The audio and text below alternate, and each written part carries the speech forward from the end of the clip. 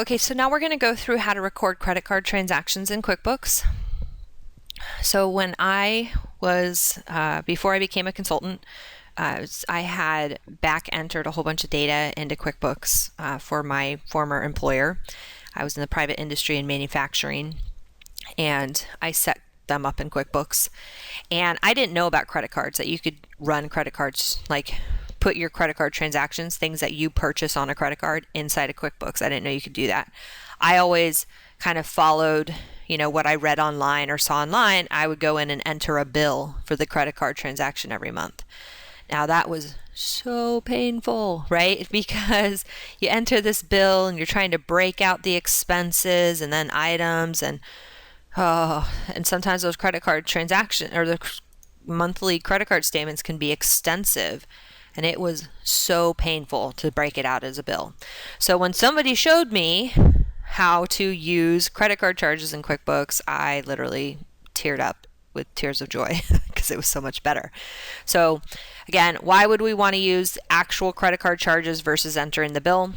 One reason is entering a bill, you're only going to have one date, right? You don't have the date per transaction inside of QuickBooks.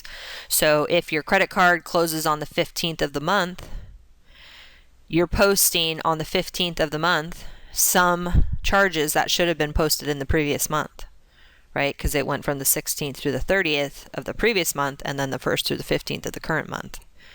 So that's one reason why it's not posting your expenses appropriately. Second reason why is it's so painful to have them all entered on a bill, because if you need to go research some stuff, you have to save it and then come back to it and save it and come back to it. And then if you're off by 3 cents, you have to figure out where. So painful.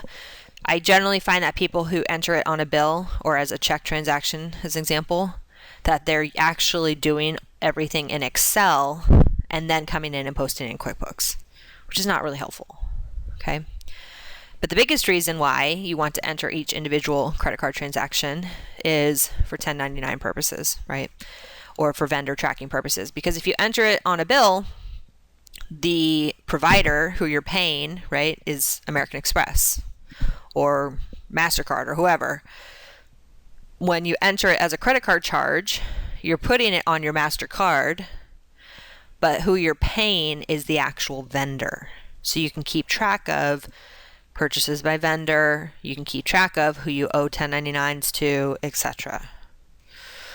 Okay, so again, entering credit card charges, even if you have tons of transactions every month, let's download the transactions and get them entered. It's just so much cleaner.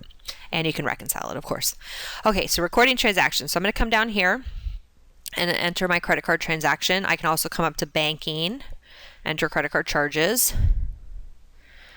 So you can see it looks very similar to a bill or a check, except for you're saying which credit card account am I using. So you can set up as many credit card accounts as you want in here. You have an Amex card, you have a Home Depot card, and a Lowe's card, whatever it is. You can set them all up in here. So we have a credit card charge. Down below here we have who we purchased it from. So again, we can associate it with the vendor. Okay. If I have open purchase orders for this particular vendor, it will pop up and tell me. Oh, that one didn't have a PO. Let's say Foster's Lighting. So this one has open vendors or open POs, so I can apply a credit card charge to a PO if I wanted to.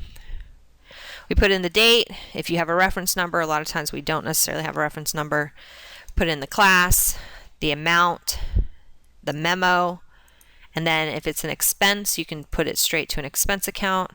You can associate it with a customer or job, and then as well with a class. Or if they're items that we're purchasing, you can associate it with an item as well. Okay. All right. So credit card charges, again, you can download them. American Express downloading transactions is one of the easiest accounts to connect, and people use it all the time. And you can watch the video on bank feeds to see how that kind of works. All right, but it looks very similar to a bill or check. The only thing is that the offset account, instead of going against accounts payable or instead of going against a cash account, it's going against your credit card account and creating the liability that you need to pay down your credit card.